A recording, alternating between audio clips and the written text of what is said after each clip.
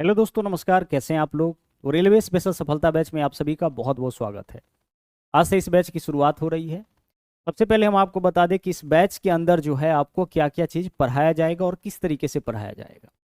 इस बैच में आपको कंप्लीट मैथमेटिक्स, रीजनिंग और साथ ही साथ 1 साल का आपको टेस्ट पास भी मिलता है। यहाँ पे जो भी क्लासेज आपको चलेगा वो आपका TCS 2024 का जो पैटर्न रहा है, जिस तरीके के क्वेश्चंस पूछे जा रहे हैं, बिल्कुल उसको फॉलो किया जाएगा। आपका सिर्फ इतना काम होगा कि जितनी भी क्लासेज होंगी उसका आप अच्छे से प्रैक्टिस करते रहिएगा, PDF डाउनलोड कर लीजिएगा और उन PDF के माध्यम से जो है अपना रिवीजन अच्छे से करते रहिएगा। तो आइए बिना समय बर्बाद किए हुए पहले क्लास की हम लोग शुरुआत करते हैं। और आज हम लोग देखने वाले हैं नंबर सिस्टम यानी कि संख्या पद्धति। नंबर सिस्टम से आपका 2 से 3 सवाल हर बार एग्जामिनेशन में पूछा जाता है। तो आइए इसके कॉन्सेप्ट को हम लोग अच्छे तरीके से समझते हैं। देखिएगा, अगर हम सबसे पहले बात करें नंबर सिस्टम में, तो नेचुरल नंबर के बारे में समझते हैं कि नेचुरल नंबर यानी कि प्राकृतिक संख्याएं किसको बोलते हैं। भाई गिनती की जो भी संख्याएं होती है ना, वही कहलाती है प्राकृतिक संख्या। और गिनती हम लोग शुरू कहाँ से करते हैं? गिनती शुरू हम लोग 1 से करते हैं। तो हम इस बात को ऐसे भी कह सकते हैं कि 1 से शुरू होने वाली जो संख्याएं हैं वही क्या कहलाती है? वही आपका प्राकृतिक संख्याएं कहलाती है, नेचुरल नंबर कहलाता है। यह शुरू कहाँ से होगा? 1 से, और खत्म कहाँ पे होगा? इनफाइनाइट पे यानी अनंत पे जाकर के। तो गिनती की जितनी भी संख्याएं होती हैं वही क्या कहलाती है? प्राकृतिक संख्याएं। अब यहाँ पे देखिए, अगला है होल नंबर्स यानी कि पूर्ण संख्याएं। तो प्राकृतिक संख्याओं का जो परिवार है, प्राकृतिक संख्याओं का परिवार क्या था? 1 2 3 अप टू कहाँ तक? इनफाइनाइट तक। इसी में अगर आप जीरो को भी शामिल कर दीजिएगा तो यही बन जाता है पूर्ण संख्या। पहले जो प्राकृतिक संख्याएं था वह पूर्ण नहीं था, जैसे ही जीरो आया यह पूरा हो गया, है ना। तो इसको हम लोग क्या बोलेंगे? इसको हम लोग पूर्ण संख्या बोलते हैं। तो प्राकृतिक संख्याओं के परिवार में जैसे ही जीरो को शामिल करेंगे यह पूर्ण संख्या बन जाएगा। इंपॉर्टेंट क्या है? प्राकृतिक संख्याएं जो होंगी वह 1 से आरंभ होंगी, जबकि पूर्ण संख्याएं जो होंगी वह आपका 0 से शुरू होगा। आगे देख लीजिए, इंटीजर नंबर यानी कि पूर्णांक संख्याएं किसको बोलते हैं? तो प्राकृतिक संख्याओं को ही जब हम लोग पॉजिटिव और नेगेटिव चिन्हों के साथ दर्शाते हैं, जिसमें जीरो भी शामिल होता है, तो यही आपका कहलाता है क्या? पूर्णांक संख्या यानी कि इंटीजर। जैसे देखिए, -3 हो गया, है ना, -2 हो गया, -1 हो गया, फिर हम 0 ले लिए, फिर +1 हो गया, फिर +2 हो गया, फिर +3 हो गया। यह भी बढ़ते जाएगा कहाँ तक? इनफाइनाइट तक। और इसको भी हम लोग कहाँ तक बढ़ा सकते हैं? इनफाइनाइट तक। ठीक है, नेगेटिव भी आपका कहाँ तक? इनफाइनाइट तक। इसी को हम लोग क्या बोलते हैं? पूर्णांक संख्याएं बोलते हैं। तो आप प्राकृतिक संख्या समझ गए हैं। गिनती की जितनी भी संख्याएं हैं वो प्राकृतिक संख्याएं कहलाती है। 1 से शुरू होगा अनंत तक। जैसे ही प्राकृतिक संख्याओं के परिवार में जीरो को शामिल किया जाएगा यह पूर्ण संख्या बन जाएगा।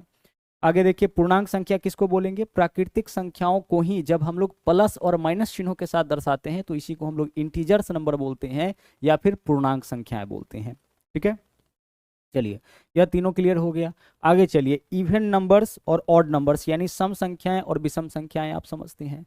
जो भी नंबर 2 से कटेगा वह क्या कहलाता है? वह सम संख्या कहलाता है। जैसे पहला नंबर जो 2 से कटने वाला है वह 2 है, इसके बाद फिर 4 है, फिर 6 है, फिर 8 है। यह भी आपका कहाँ तक जाएगा? अनंत तक। तो जो भी नंबर 2 से कटता है उसको हम लोग क्या बोलते हैं? उसको हम लोग सम संख्याएं बोलते हैं।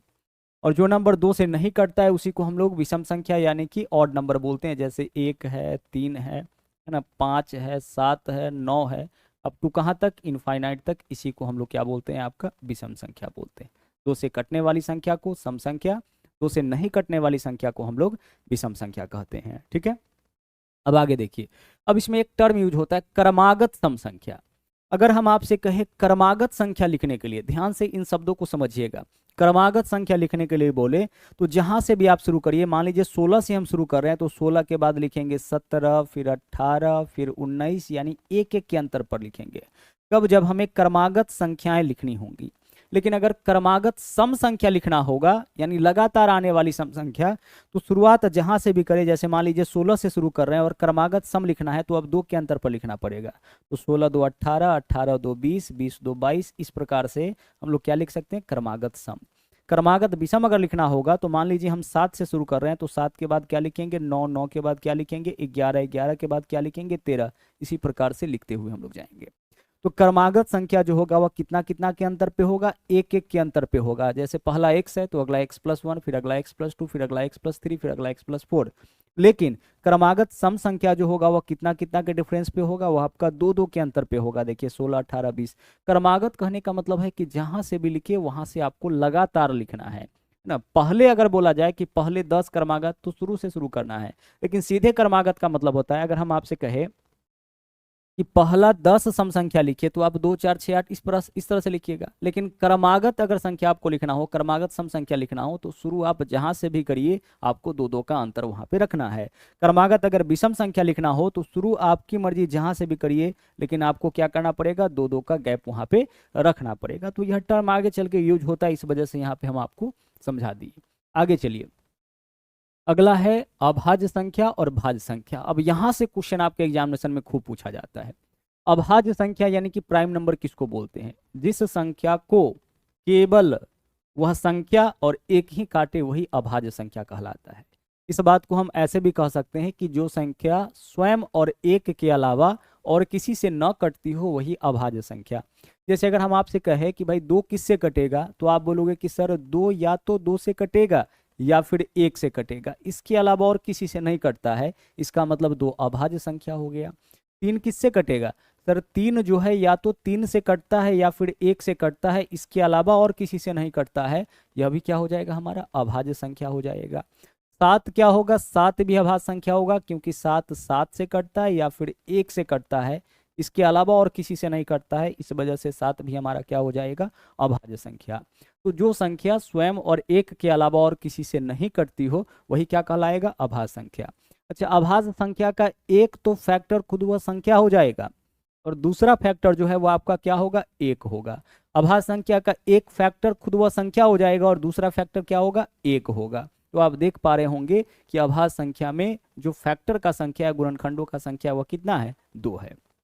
आगे चलिए, अब कंपोजिट नंबर है भाज्य संख्या। भाज्य संख्या किसको बोलेंगे, भाज्य संख्या यानी कंपोजिट नंबर उसको हम लोग बोलेंगे जो संख्या स्वयं और एक के अलावा भी किसी से कटता हो। जैसे अगर हम आपसे कहे 4, 4 किससे कटेगा, तो आप बोलोगे कि सर 4 जो है वह 4 से भी कट जाएगी, इसके अलावा 2 से भी कटेगा और साथ ही साथ ये आपका 1 से भी कटता है। तो 4 स्वयं और 1 के अलावा 2 से भी कटता है, इसलिए 4 क्या हो जाएगा, आपका भाज्य संख्या, यह आपका अभाज्य नहीं होगा। 9 देख लीजिए, 9 क्या होगा, 9 अभाज्य होगा, क्योंकि 9 9 से भी कटती है, 3 से भी कटती है और 1 से भी कटती है। तो स्वयं और देखिए यहाँ पे देखिए, स्वयं से भी कट रहा है, 1 से भी कट रहा है, इसके अलावा यह 3 से भी कटता है, तो यह भाज्य संख्या होगा। तो जो संख्या स्वयं और 1 के अलावा और किसी से भी कट जाए वह क्या कहलाएगा, भाज्य संख्या। अच्छा, जो भी भाज्य संख्या होगा उसका 2 से अधिक फैक्टर होगा। देख लीजिए, 2 से कम फैक्टर या 2 फैक्टर नहीं होगा, क्या होगा, 2 से अधिक फैक्टर होगा। जैसे देख लीजिए, 4 को काटने वाला संख्या 2 से ज्यादा है, 9 को काटने वाला संख्या 2 से ज्यादा है। आगे अगर आप 8 लेते हैं तो देखिए 8 किससे कटेगा, 8 आपका 8 से भी कटेगा, ठीक है, 4 से भी कटेगा, 2 से भी कटेगा और 1 से भी कटेगा। तो आप देख पा रहे हैं कि इसके फैक्टर का संख्या, काटने वाली संख्याओं का संख्या क्या है, आपका 2 से ज्यादा है। तो जितने भी भाज्य संख्या होंगे उसके फैक्टर का संख्या आपका 2 से ज्यादा होगा। अभाज्य संख्या का केवल और केवल 2 फैक्टर होगा।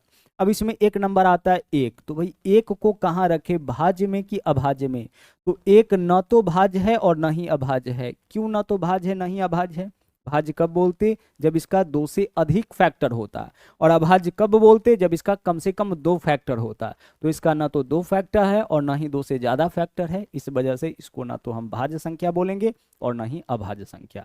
उम्मीद करते हैं कि अभाज्य संख्या को आप अच्छे से समझ गए होंगे। 37 क्या है, भाज्य की अभाज्य, तो 37 स्वयं और 1 के अलावा और किसी से नहीं कटती है, तो 37 आपका हो जाएगा अभाज्य। आपसे हम अगर पूछे 39 क्या है, भाज्य की अभाज्य, आप बोलोगे सर 39 जो है भाज्य संख्या है, क्योंकि 39 आपका 39 से भी कटेगी, 1 से भी कटेगा, 3 से भी कटेगा, 13 से भी कटेगा, तो इसका 2 से अधिक फैक्टर हो गया, यानी यह आपका भाज्य संख्या। अब अगर हम आपसे कहें कि सबसे छोटा भाज्य संख्या बताइए, तो सबसे छोटा भाज्य संख्या 4 है, क्योंकि 1 न तो भाज्य नहीं अभाज्य, 2 अभाज्य, 3 अभाज्य, यानी सबसे छोटा भाज्य संख्या कौन हो गया, 4। और सबसे छोटा अभाज्य संख्या कौन है, सबसे छोटा अभाज्य संख्या 2 है। क्लियर, चलिए, तो भाज्य अभाज्य समझ गए हैं। अब यहाँ पे कुछ और बातें जो भाज्य और अभाज्य से जुड़ा हुआ है उसको जान लीजिए। जनरली आपसे क्या होता है कि 100 तक में पूछा जाता है कि 100 तक में कुल कितनी अभाज्य संख्याएं हैं, और 100 तक में जितनी भी अभाज्य संख्या है उसको याद रखना भी आपके लिए बहुत जरूरी है, क्योंकि एग्जाम में क्वेश्चन ऐसे पूछ दिया जाता है कि 40 और 70 के बीच के सभी अभाज्य संख्याओं का औसत बताइए, 40 और 50 के बीच के सभी अभाज्य संख्याओं का योग बताइए। यानी कुल मिलाकर के 1 से लेकर के 100 तक में जितनी भी अभाज्य संख्या हैं वो आपके जहन में होना चाहिए, वो आपके दिमाग में होना चाहिए, तभी उन क्वेश्चंस को आप सोल्व कर सकते हैं। तो आइए एक बार देख लेते हैं। अगर हम 1 से 10 तक की बात करें तो 2 3 5 7 इतना तो सबको याद रहता है कि भाई 2 3 5 7 ये हमारा अभाज्य संख्या है। अब देखिए आगे देख लीजिए, अगर हम 10 से 20 की बात करें तो 11 13 17 19 यह 4 अभाज्य संख्या हो गया, 11 13 17 19। क्लियर, आगे चलिए, अब दो दो मिलेगा। 20 से 30 के बीच में 23 और 29, 30 से 40 के बीच में 31 और 37, 40 से 50 के बीच में 3 मिलता है। देखिए 41 43 47, 40 से 50 के बीच में कितना अभाज्य संख्या हो गया 3, 41 43 47।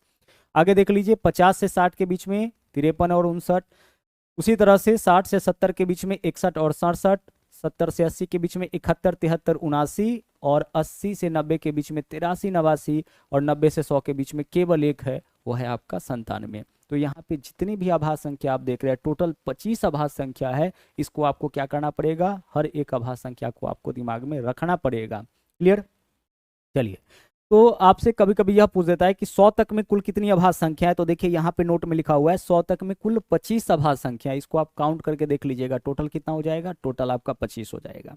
तो 100 तक में 25 अभाज्य संख्या। आगे देख लीजिए, अब इसमें सवाल यह भी पूछा जाता है कि सबसे छोटी अभाज्य संख्या, तो 2 क्या है, 2 सबसे छोटी अभाज्य संख्या, 2 से छोटा तो कोई है नहीं नंबर। पूरे नंबर सिस्टम की बात करें तो 2 एकमात्र सम अभाज्य संख्या। देखिए 2 क्या है, 2 आपका सम भी है और अभाज्य भी है। अगर 2 को हटा दीजिएगा तो पूरे नंबर सिस्टम में जितनी भी अभाज्य संख्याएं होंगी सब के सब क्या होंगी, विषम होंगी। तो अगर आपसे पूछा जाए कि 100 तक में कुल कितनी अभाज्य संख्याएं हैं तो आंसर हमारा होगा 25। लेकिन इसी सवाल को ऐसे पूछ दिया जाए कि 100 तक में कुल कितनी विषम अभाज्य संख्याएं हैं, तो एकमात्र समअभाज्य संख्या उसको हटा लीजिए, तो 100 तक में कुल कितना विषम अभाज्य संख्या, आंसर हमारा होगा 24। 100 तक में कुल कितना अभाज्य संख्या, तो आंसर होगा हमारा 25। क्लियर, आगे चलिए। अब आगे जो है आपका, हाँ एक चीज और, ऐसी कितनी अभाज्य संख्याएं हैं जो सम है, तो इसका संख्या केवल एक है, और वह है कौन, वह है आपका 2। अगला देख लीजिए, 2 एकमात्र अभाज्य संख्याएं हैं जो कि सम है। 200 तक में कुल 46 अभाज्य संख्या। अगर हम बात करें 200 तक, यह सवाल भी पूछ दिया जाता है कि भाई 200 तक में कितनी अभाज्य संख्याएं, तो 200 तक में कुल 46 अभाज्य संख्याएं हैं, क्योंकि 1 से 100 तक में 25 अभाज्य संख्या, ठीक है, और फिर 100 से 200 के बीच में टोटल 21 अभाज्य संख्या, तो 25 प्लस 21 कितना हो जाएगा, 46, टोटल 46 अभाज्य संख्या है। और पिछला बार एग्जाम में आपका रेलवे के एग्जाम में ही सवाल यह पूछा गया कि 200 तक में कुल कितनी विषम अभाज्य संख्याएं हैं, कहाँ तक में, 200 तक में, और ऑप्शन में 46 भी था और 45 भी था, और बहुत सारे स्टूडेंट जो है अपना आंसर 46 मार के आ गए। क्या क्वेश्चन था, 100 तक में कुल कितनी विषम अभाज्य संख्याएं हैं, तो 100 तक में टोटल अभाज्य संख्या 46 है, लेकिन विषम अभाज्य संख्या बोला है तो 2 को हटा लीजिए ना, यानी अगर 2 को हटा लेते हैं यानी एक संख्या हटा लेते हैं तो अब बचा कितना, 45, यानी कि 200 तक में 45 विषम अभाज्य संख्या, टोटल अभाज्य संख्या 46, विषम अभाज्य संख्या 45। आगे चलिए, 50 तक में 15 अभाज्य संख्या है, ठीक है। अब सवाल है 50 तक में 15 हो गया, 100 तक में 25 हो गया, तो सवाल कभी कभी ऐसे पूछता है कि 50 और 100 के बीच में कितनी अभाज्य संख्या, तो भाई 50 तक में 15 है, तो बाकी जो बचा वह 50 और 100 के बीच ही होगा, यानी कितना हो जाएगा, 10। आगे, 2 अंकों की सबसे बड़ी अभाज्य संख्या कौन है। देखिए 2 अंकों की सबसे बड़ी अभाज्य संख्या, यह क्वेश्चन पूछा जाएगा, जो भी संभावित क्वेश्चन है सबको हम लोग यहीं पे क्लियर कर लेते हैं। तो 2 अंकों की सबसे बड़ी अभाज्य संख्या है आपका 97, 97 2 अंकों की सबसे बड़ी अभाज्य संख्या, और 3 अंकों की सबसे छोटी अभाज्य संख्या 101। इसको भी याद रखिएगा, 3 अंक का सबसे छोटा अभाज्य संख्या कौन है, 101। 3 अंक का सबसे छोटा संख्या 100 है, 100 के जस्ट बाद वाला जो संख्या है वह भी आपका अभाज्य है। तो 3 अंक का सबसे छोटा अभाज्य संख्या आपका 101। यह सब इंपॉर्टेंट पॉइंट्स है जहां से एग्जाम में डायरेक्ट क्वेश्चन आपका पूछा जाता है। तो उम्मीद करते हैं कि इतना कॉन्सेप्ट जो है वो आपका अभाज्य संख्या को लेकर के क्लियर हो गया होगा। टोटल कितनी अभाज्य संख्या है, 25। कितनी विषम अभाज्य संख्या है, आंसर होगा 24। कितनी सम अभाज्य संख्या, आंसर होगा हमारा 1।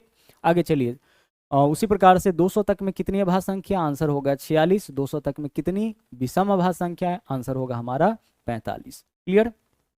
आगे चलिए, अगला देख लीजिए, अगला है को प्राइम नंबर यानी कि सह आभास संख्या और ट्विन प्राइम नंबर्स यानी कि जुड़वाभास संख्या। सहआभास संख्या किसको बोलते हैं भाई? किसी दो नंबर को हम लोग सहआभास संख्या बोल सकते हैं। यह आपका पेयर का नाम है, किन्हीं दो संख्या को जिसका HCF एक हो या जो दोनों संख्या केवल एक से कटे। जैसे हम आपसे कहे कि भाई 14 और 21 यह दोनों कितना से कटेगा? सर यह दोनों एक से तो कटेगा ही, इसके अलावा यह 7 से कट जाएगा। देखिए 7 से ये भी कटेगा, ये भी कटेगा, तो इन दोनों का कॉमन फैक्टर 7 हो गया, तो यह आपका सहआभास संख्या नहीं होगा। अगर हम आपसे कहे कि 7 और 19 इन दोनों को बताइए कि यह दोनों का दोनों कितना से कटेगा? सर यह दोनों का दोनों केवल एक से कटता है, मतलब यह सहआभास संख्या हो जाएगा। जो दोनों संख्या केवल एक से कटे वह कहलाएगा सहआभास संख्या। आगे चलिए, अगर हम आपसे कहे, यहाँ पे देखिए, अगर हम आपसे कहे कि 15 और 37 क्या सहआभास संख्या होगा? देखिए 15 और 37 दोनों का दोनों केवल एक से कटेगा, इसलिए यह सहआभास संख्या होगा। अब एक कंफ्यूजन यहाँ पे यह होता है ना, यहाँ लगा हुआ है नाम के साथ अभाज्य, तो हमें ऐसा लगता है कि सहअभाज्य होने के लिए संख्याओं का अभाज्य होना जरूरी है। और यहाँ पे देख लीजिए, यहाँ पे जो 15 है वह तो अभाज्य नहीं है, फिर भी यह दोनों मिलाकर के सहअभाज्य है। तो कोई दो संख्या, ध्यान से सुनिएगा, हम आपसे यह नहीं कह रहे हैं कि कोई दो अभाज्य संख्या, कोई दो संख्या सहअभाज्य हो सकता है, शर्त केवल इतना है कि वह दोनों का दोनों एक से कटना चाहिए। तो आप बताइए यह दोनों का दोनों केवल कितना से कटेगा? एक से कटेगा, इसलिए यह सहअभाज्य है। हालांकि 15 आपका अभाज्य नहीं है, के बावजूद यह दोनों मिलाकर के सहअभाज्य बना रहा है। अगर हम आपसे कहे कि 29 और 35 क्या सहआभास संख्या है? बिल्कुल यह दोनों सहआभास संख्या है, क्योंकि दोनों का दोनों जो है वह आपका केवल एक से कटता है।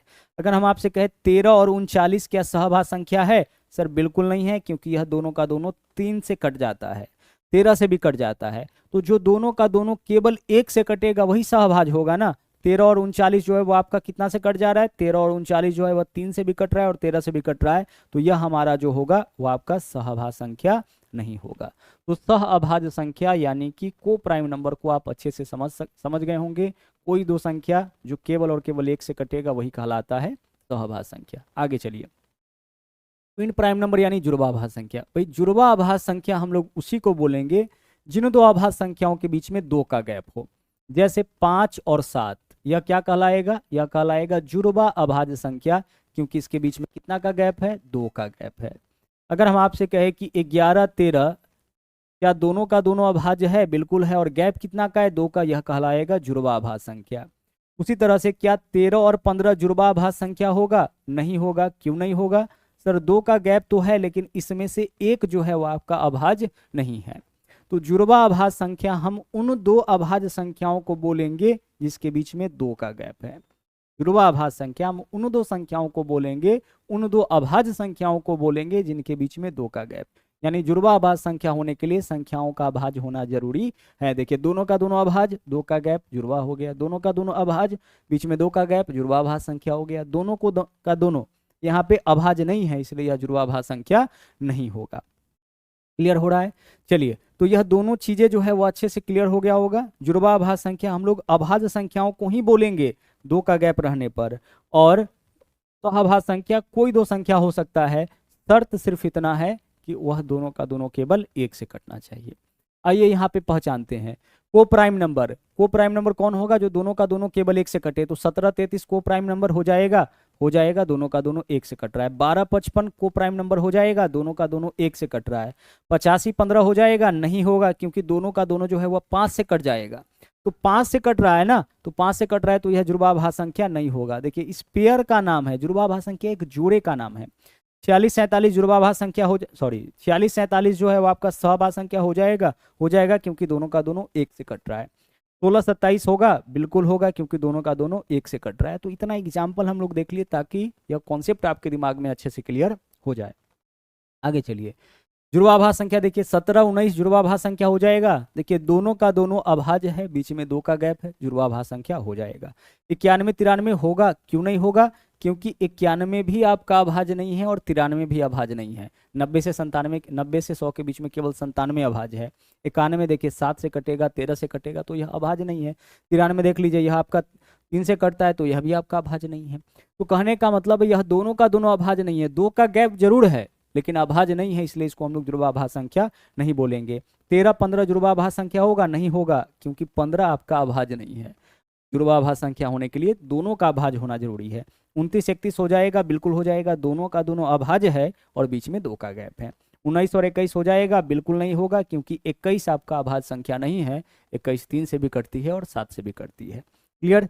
चलिए, तो हम लोग यहाँ पे दोनों का एग्जाम्पल अच्छे से कर लिए, आगे बढ़िए। अब अगला जो है वह बहुत ही इंपॉर्टेंट है, परिमेय संख्या और अपरिमेय संख्या। परिमेय संख्या किसको बोलते हैं?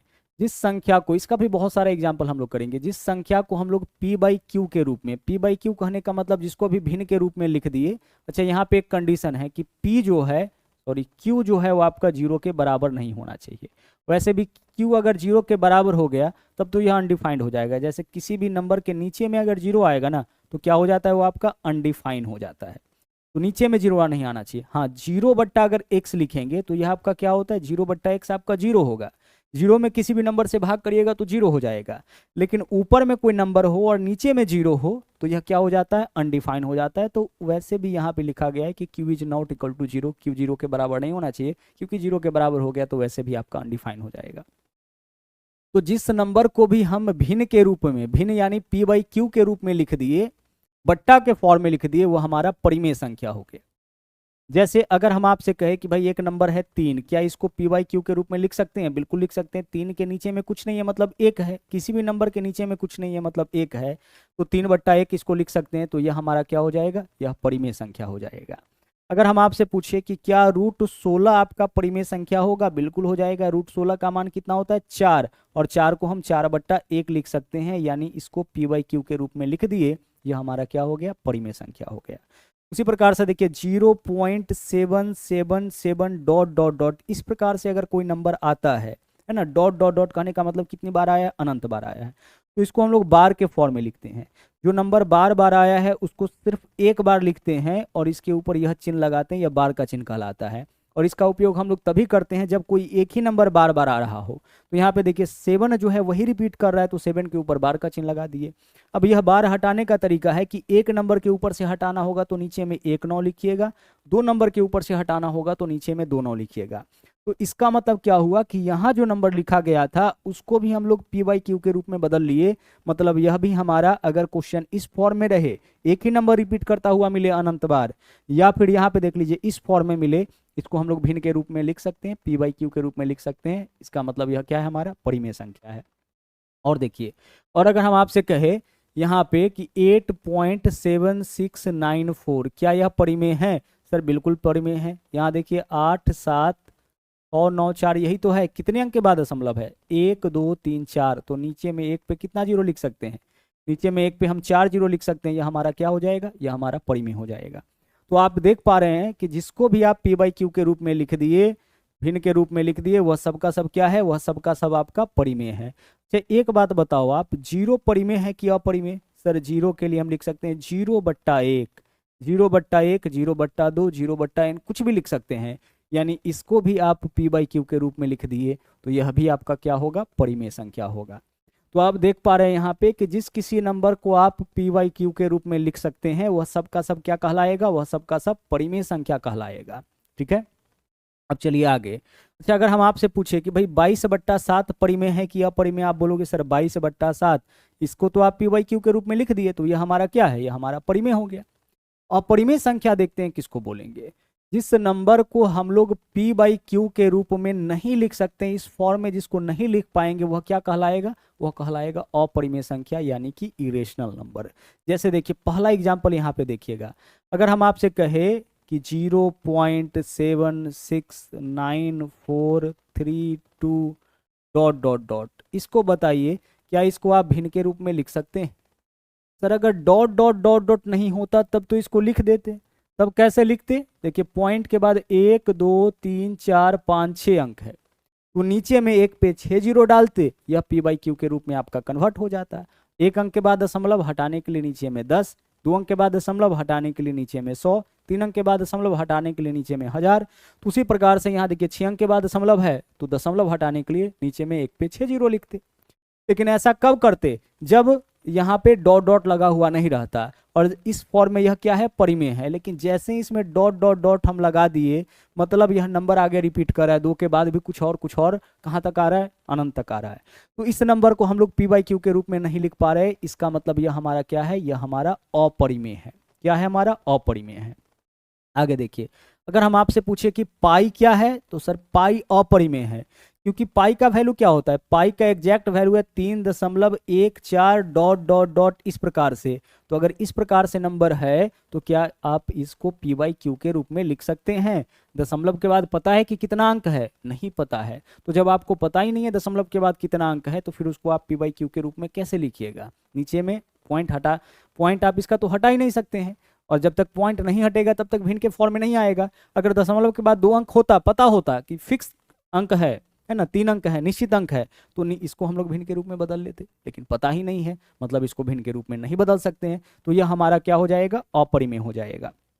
और आगे देखिए, अगर हम आपसे कहें कि भाई √7 परिमेय की अपरिमेय, तो जब आप √7 का मान निकालिएगा तो 2 दशमलव समथिंग इस प्रकार से आते जाएगा।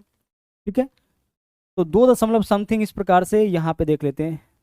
√3, तो √3 का मान क्या होता है, 1.732 डॉट डॉट डॉट इस प्रकार से होता है। क्या आप इसको भिन्न के रूप में बदल सकते हैं, नहीं बदल सकते हैं, तो यह क्या हो जाएगा, अपरिमेय। तो इसका मतलब क्या हो गया, यहाँ पे समझिएगा कि पाई अपरिमेय है। रूट के भीतर ऐसा नंबर आ जाए जिसका वर्गमूल न निकलता हो, जैसे √3, √7, √11, √13, √47, यह सब का सब क्या हो जाएगा, अपरिमेय हो जाएगा। पाई क्या होगा, अपरिमेय होगा। इसके अलावा जो आपका बच रहा है ना, जिसको भी आप भिन्न के रूप में व्यक्त कर सकते हैं, वह सब क्या है, वह सब का सब आपका परिमेय है। तो देख लीजिए, पाई आपका अपरिमेय। अच्छा देख लीजिए, अगर हम ऐसे लिखे 1 दशमलव, यहाँ पे लिख दे आपका कितना, 3 डॉट डॉट डॉट, यह परिमेय होगा कि अपरिमेय। तो देखिए 1 दशमलव के बाद एक ही नंबर रिपीट किया है, तो इसके ऊपर बार लगा दिए। तो दशमलव के बाद अगर एक ही नंबर बार बार आए, तब तो वह बार का कॉन्सेप्ट हो गया। और अगर कोई नंबर बार के फॉर्म में है तो उसको भिन्न के रूप में बदल देते हैं हम लोग। भिन्न के रूप में यह बदला जा सकता है। एक नंबर के ऊपर से बार हटाना होता है, नीचे में 1 9, 2 नंबर के ऊपर से तो नीचे में 2 9 लिखते हैं। तो यह आपका भिन्न के रूप में बदला जा सकता है। दशमलव के बाद अगर एक ही नंबर अनंत तक रिपीट करता हो तो वह भिन्न के रूप में बदला जा सकता है। और जिसको भी भिन्न के रूप में बदला जा सकता है वह क्या हो जाएगा, परिमेय। और जिसको नहीं बदला जा सकता है वह क्या होगा, अपरिमेय। तो देख पा रहे हैं यहाँ पे जो नंबर है वो आपका अपरिमेय है। √47 अपरिमेय, √49, √49 का तो मान निकलेगा साथ, वह परिमेय हो जाएगा। √64 परिमेय हो जाएगा। √65 अपरिमेय। ठीक है, चलिए आगे बढ़िए। आगे देखिए, अब यहाँ पे हम लोग देखते हैं कि इसमें से कौन परिमेय है और कौन अपरिमेय है। देखिएगा, हमें इन नंबर्स में से छांटना है कि कौन परिमेय है और कौन अपरिमेय। इसको बताइए ना, यह नंबर जो है, जो परिमेय होगा उसको सही का टिक कर देंगे, जो अपरिमेय होगा उसको हम क्रॉस कर देंगे। क्या यह नंबर परिमेय है, बिल्कुल परिमेय है, क्योंकि इसके लिए हम क्या लिख सकते हैं, 23/99। 2 नंबर के ऊपर बार है, हटाएंगे 23/99, यह हमारा परिमेय हो जाएगा। यह परिमेय होगा नहीं, यह परिमेय नहीं होगा। क्यों नहीं होगा, क्योंकि देखिए √3 + √11 का होल स्क्वायर है। तो जब आप इसका होल स्क्वायर तोड़िएगा तो सबसे पहले a² तो √3 का स्क्वायर 3 होगा। किसी भी रूट वाले संख्या का स्क्वायर करते हैं तो रूट हट जाता है। तो √3 + √11 है, तो यह a है, यह b है। a² तो √3 का स्क्वायर 3, b² √11 का स्क्वायर 11 + 2ab, तो 2 गुना √3 गुना √11 यानी कि √33 हो जाएगा। तो यहाँ तक तो परिमेय था, लेकिन इसके वजह से क्या हो गया, अपरिमेय हो गया। तो यह हमारा क्या है, यह परिमेय नहीं है। यह आपका क्या है, परिमेय नहीं है, मतलब अपरिमेय हो जाएगा। आगे देखिए, √2 और √3 का गुणनफल क्या है, सवाल आपका, इसका गुणनफल क्या होगा। तो जब आप इन दोनों को आपस में गुणा करिएगा तो क्या होगा आपका, यह आपका अपरिमेय हो जाएगा, क्योंकि जब इस दोनों को गुणा करिएगा तो गुणनफल आएगा √6, और √6 आपका एक अपरिमेय संख्या है। 3 + 2 √5, यह भी क्या है, आपका अपरिमेय है। ठीक है, यह क्या है, आपका अपरिमेय है। 1728 का घनमूल निकल जाएगा कितना, 12। भाई क्यूबिक रूट ऑफ, है ना, करनी में 3 है, मतलब 1728 को क्या करना है, इसका घनमूल निकालना है। तो 1728 का घनमूल 12 निकल जाता है, मतलब यह क्या है, हमारा परिमेय है। अच्छा, इस नंबर को देखिए तो यह परिमेय है सर, बिल्कुल यह परिमेय है, क्योंकि दशमलव के बाद देखिए 2 4 6 8 9 अंक है। तो नीचे में 1 पर 9 जीरो डालेंगे, इसको पी वाई क्यू के रूप में बदल सकते हैं, मतलब यह परिमेय है। जो परिमेय है वहां पे हम सही का टिक लगाए हैं, जो अपरिमेय है वहां पे गलत का टिक। क्या पाई परिमेय है? नहीं है, यह आपका क्या है? अपरिमेय है। यह वाला नंबर परिमेय है, बिल्कुल परिमेय है, क्योंकि दशमलव के बाद निश्चित अंक है, इसी में डॉट डॉट लगा देंगे तो क्या होगा? अपरिमेय हो जाएगा। इसमें से पहचानिए, देखिए यह परिमेय है, देखिए 16 9 25 का वर्गमूल 5 ये आपका परिमेय हो जाएगा। 12.96 जब वर्गमूल करिएगा तो इसका वर्गमूल निकल जाएगा, 2 अंक के बाद दशमलव है तो 1 अंक के बाद दशमलव, परिमेय हो जाएगा। 125 का वर्गमूल नहीं निकलेगा, 5√5 हो जाएगा तो यह आपका परिमेय नहीं है। 900 का वर्गमूल 30 हो जाएगा आपका, यह आपका परिमेय है। इसका वर्गमूल निकल गया परिमेय, जिसका वर्गमूल नहीं निकलेगा वह अपरिमेय। जब आप इसको सोल्व करिएगा, देखिए इस वैल्यू को जब आप सोल्व करिएगा तो यह आपका परिमेय होगा कि अपरिमेय, तो आइए सोल्व करके देखते हैं। देखिए √125 का मतलब क्या होता है? √125 का मतलब होगा 5√5, क्या होगा आपका? 5√5, और यहाँ 3√5, तो 5√5 में 3√5 जोड़ेंगे तो 8√5 ऊपर हो गया। नीचे देख लेते हैं क्या वैल्यू है। 80 के लिए 16 पंचे 80, तो 4√5 और 6 10√5, नीचे में 10√5 आ गया। अब √5 से √5 कट गया, जो वैल्यू बचा हुआ आपका क्या है? भिन्न के रूप में है, मतलब यह हमारा परिमेय है। इसको सोल्व करने के बाद पता चला। 125 के लिए क्या लिखेंगे? 5√5, तो इसमें हो गया 5√5 और इधर 3, यानी 8√5 ऊपर, और 16 पंचे 80, 16 का वर्गमूल 4, तो 4√16 पंचे 80, हाँ, तो 4√5 ऊपर यहाँ पे, और 6 4 10√5 हो गया, ऊपर भी √5 नीचे भी √5 कैंसिल हो गया। जो बचा हुआ पी वाई क्यू के रूप में है, मतलब यह परिमेय है। 64 का वर्गमूल निकल जाएगा, यह परिमेय है। 8 का क्यूबिक रूट 2 होता है, यह भी आपका परिमेय हो जाएगा। 8 का वर्गमूल आपका नहीं निकलेगा, रूट का मतलब 8 का वर्गमूल निकालिए, नहीं निकलेगा, अपरिमेय। 64 है, 64 4 गुने क्यूबिक रूट है, यानी 64 का घनमूल कितना होता है? 4, तो यह आपका परिमेय हो गया। तो इस प्रकार से क्वेश्चंस आपके सामने आएगा कि निम्नलिखित में से कौन सा परिमेय है बताइए, या कौन सा अपरिमेय है बताइए। आपको सिर्फ इतना देखना है कि जिसको भी हम पी वाई क्यू के रूप में लिख सकते हैं वो आपका परिमेय हो जाएगा, और जिसको भी पी वाई क्यू के रूप में नहीं लिख सकते हैं वो आपका अपरिमेय होगा। पी वाई क्यू के रूप में किसको लिख सकते हैं? अगर कोई नंबर है उसको लिखेंगे, रूट के भीतर ऐसा नंबर आ जाए जिसका वर्गमूल निकलता हो उसको हम लोग पी वाई क्यू के रूप में लिख सकते हैं। 0 आपका परिमेय संख्या, 22/7 परिमेय है। अपरिमेय कौन होगा? पाई आपका अपरिमेय है, क्योंकि पाई का एग्जैक्ट वैल्यू अनुमानित 22/7 है, एग्जैक्ट 3.14 डॉट डॉट। अब उसको तो आप भिन्न के रूप में नहीं बदल सकते हैं। तो दशमलव के बाद अगर कोई नंबर रिपीट करता हुआ लगातार आ जाए तो वह हमारा क्या होता है? वह हमारा अपरिमेय हो जाता है। आगे चलिए, अब आगे हम लोग यहाँ पे कॉन्सेप्ट समझते हैं वास्तविक संख्या और अवास्तविक संख्या का। वास्तविक संख्या किसको बोलेंगे और अवास्तविक संख्या किसको बोलेंगे? हम लोग यहाँ पे अवास्तविक को ही समझ लेते हैं। अवास्तविक संख्या रूट के भीतर अगर कोई नंबर नेगेटिव चिन्ह के साथ है, जैसे -3, रूट अंडर -3, यह क्या है आपका? अवास्तविक संख्या। रूट अंडर -11, यह क्या है? अवास्तविक संख्या। तो रूट के भीतर कोई भी नंबर नेगेटिव चिन्ह के साथ है वह अवास्तविक हो जाता है। ऐसा इसको हम लोग इमेजिनरी यानी काल्पनिक संख्या भी बोलते हैं। ऐसी नंबर का कल्पना किया जाता है, आप कभी कैलकुलेशन में इन नंबर्स का यूज करते हुए नहीं देखे होंगे। तो इस प्रकार का जो भी नंबर है वह क्या है? अवास्तविक है, इमेजिनरी है, काल्पनिक है। रेस्ट जो भी बच गया, जो भी आप सोच सकते हैं, चाहे वह परिमेय संख्या हो, है ना, चाहे वह आपका क्या बोलते हैं इसको, प्राकृतिक संख्या हो, या पूर्ण संख्या हो, या फिर आपका पूर्णांक संख्या हो, या फिर आपका क्या बोलते हैं इसको, परिमेय संख्या हो, या अपरिमेय संख्या हो, यह सब का सब जो है वो आपका वास्तविक संख्या के अंदर आएगा। अवास्तविक संख्या किसको बोलेंगे? अवास्तविक संख्या सिर्फ और सिर्फ हम लोग उसको बोलेंगे जो नंबर रूट के भीतर जो है वो आपका नेगेटिव चिन्ह के साथ आए। जो भी नंबर रूट के भीतर नेगेटिव चिन्ह के साथ आएगा वह काल्पनिक संख्या, इमेजिनरी नंबर यानी अवास्तविक संख्या कहलाएगा। बाकी जो भी है वह आपका क्या कहलाएगा? बाकी जो भी है वह कहलाएगा आपका वास्तविक संख्या। चलिए आगे बढ़ते हैं। आगे है परिपूर्ण संख्या और त्रिभुजाकार संख्या। परिपूर्ण संख्या किसको बोलेंगे? जिस संख्या के सभी फैक्टर्स का योग जो है, सभी गुणनखंडों का योग उस संख्या का दोगुना हो जाए। जैसे यहाँ पे देखिए, आप हमें बताइए कि 6 का फैक्टर कौन कौन होगा, यानी 6 को काटने वाला संख्या कौन कौन है? तो सर 6 को 1 काटेगा, एक दुनिया के किसी भी संख्या को काटता है तो 6 को भी काटेगा। तो 6 को 1 भी काटेगा, 2 भी काटेगा, 3 भी काटेगा और खुद 6 भी काटेगा। अब आप क्या करिए कि 6 का जितना भी फैक्टर है इसको जोड़ के देखिए तो इसका योग कितना आता है? 1 और 2 3, 3 और 3 6, 6 और 6 12, यानी इसके सभी फैक्टर का योग कितना आ गया? 12। जो कि इस नंबर का दोगुना है, इसका मतलब यह परिपूर्ण संख्या है। रिपीट कर रहे हैं, ध्यान से समझिएगा। जिस संख्या के सभी फैक्टर्स का सम, जिस संख्या के सभी भाजकों का योग जो है, उसको काटने वाली सभी संख्याओं का योग उस संख्या का दोगुना आ जाए, वही आपका परिपूर्ण संख्या है। अगर हम आपसे कहे कि क्या 13 परिपूर्ण संख्या है, तो 13 किससे कटेगा सर? 13 1 से कटेगा और खुद 13 से कटेगा, और इसका योग कितना आया? 14 आया। क्या यह इस संख्या का दोगुना है? नहीं है, मतलब 13 आपका परिपूर्ण संख्या नहीं है। 28 परिपूर्ण संख्या है, 28 का फैक्टर बताइए।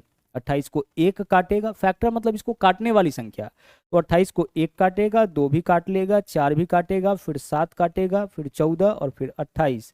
आप इन सबको जोड़ के देखिए तो कितना आता है। अगर इसका सम जो है 28 का दोगुना यानी कि 56 आ गया, इसका मतलब यह परिपूर्ण संख्या है। अब देखिए 1 2 3 3 4 7 7 14 14 28 28 56, इनका जो योग है, यानी 28 को काटने वाली सभी संख्याओं का योग जो है वो 28 का दोगुना आया, इसका मतलब कि यह परिपूर्ण संख्या है, परफेक्ट नंबर है। परिपूर्ण संख्या किसको बोलेंगे? जिस संख्या के सभी फैक्टर का जो योग है वह उस संख्या के दोगुना के बराबर आ जाए, वही आपका कहलाता है परिपूर्ण संख्या। ओके, चलिए आगे बढ़ते हैं। अब आगे है हमारा ट्रायंगुलर नंबर यानी कि त्रिभुजाकार संख्या। त्रिभुजाकार संख्या किसको बोलेंगे? लगातार आने वाली प्राकृतिक संख्याओं का योग। जैसे देखिए, सबसे पहले जो त्रिभुजाकार संख्या है वह 1 है। अब 1 में अगला नंबर जोड़िए, 1 और 2 3। अब 3 में अगला नंबर जोड़िए, 3 और 3 6। 6 में अगला नंबर जोड़िए, 6 और 4 10। 10 में अगला नंबर जोड़िए, 10 और 5 15। 15 में अगला नंबर जोड़िए, 15 6 21। 21 में अगला नंबर जोड़िए, 21 6 27। इसमें अगला नंबर जोड़िए, 27 7 34। अगला नंबर जोड़िए, 34 8 42। अगला नंबर जोड़िए, 42 9 51। इस प्रकार से जो संख्या आता है वह क्या कहलाता है आपका? वह कहलाता है त्रिभुजाकार संख्या। रिपीट कर रहे हैं, सबसे पहले देख लीजिए, एक हमारा क्या है? त्रिभुजाकार। अब 1 में अगला नंबर यानी 2 जोड़िए, कितना हो जाएगा? 3। यह आपका त्रिभुजाकार संख्या। अब जोड़िए आप 1 + 2 + 3, सबको जोड़ लीजिए, कितना आया? 6, त्रिभुजाकार संख्या। अब आगे आप जोड़िए 1 + 2 + 3 + 4, सबको जोड़ लीजिए, 4 3 7 2 9 और 1 10, यह भी आपका त्रिभुजाकार संख्या। और जोड़िए 1 + 2 + 3 + 4 + 5, कितना हो जाएगा आपका? 15, यह भी आपका त्रिभुजाकार संख्या। तो इस प्रकार से त्रिभुजाकार संख्या बनता है, यानी कि यह सब नंबर जो है वो आपका ट्रायंगल बनाता है। तो सबसे पहले हमारा त्रिभुजाकार संख्या क्या हो गया? सबसे छोटा त्रिभुजाकार संख्या 1। उसके बाद 1 में 2 जोड़िए 3, फिर 3 जोड़िए 6, फिर 4 जोड़िए 10, फिर 5 जोड़िए 15, अब 6 जोड़ेंगे 21, 7 जोड़ेंगे 28, 8 जोड़ेंगे 36। अच्छा, कुछ गलत हो गया। 1 2 3 3 6 4 10 5 15 6 21 7 28, यहाँ पे क्या होगा? यहाँ गलत हो गया, नहीं, 21 15 6 21 है ना, 21 में 7 जोड़ेंगे 28, 28 में 8 जोड़ेंगे 36, 36 में 9 जोड़ेंगे 45, 45 में 10 जोड़ेंगे 55। क्लियर हो रहा है? देख लीजिए, 1 + 2 3, 3 में 3, अगला नंबर जोड़ते जाइए ना, 6 6 4 10, 10 5 15, 15 6 21, 21 7 28, 28 8 36, 36 9 45, 45 और 10 55। लगातार आने वाली प्राकृतिक संख्याओं का जो योग होता है वही आपका क्या कहलाता है? वही आपका कहलाता है त्रिभुजाकार संख्या। तो आज के क्लास में जो है हम लोग क्या देखे हैं? केवल और केवल जो है वो नंबर सिस्टम यानी कि संख्या पद्धति के कॉन्सेप्ट को यहाँ पे सीखे हैं। यहाँ से क्वेश्चन जो है, जैसा कि हमने आपसे कहा कि 2-3 क्वेश्चन आपके एग्जामिनेशन में देखने को मिलता है, हर बार हर सेट में पूछा गया है। तो अच्छे से इन कॉन्सेप्ट को आप देख लीजिएगा, रिवीजन करते रहिएगा, तो आगे का क्लास जो मिलेगा उसको तो आपको देखना ही है, पीछे का जो क्लासेज आपको मिलेगा उसका भी आप रिवीजन अच्छे से करते रहिएगा। तो एक बहुत ही छोटा सा टॉपिक था, छोटा सा कॉन्सेप्ट था, उसको हम लोग आज के क्लास में कंप्लीट कर लिए। तो आज के लिए इतना ही, मिलेंगे एक बार फिर से अगले क्लास में अगले टॉपिक के साथ। थैंक यू, जय हिंद।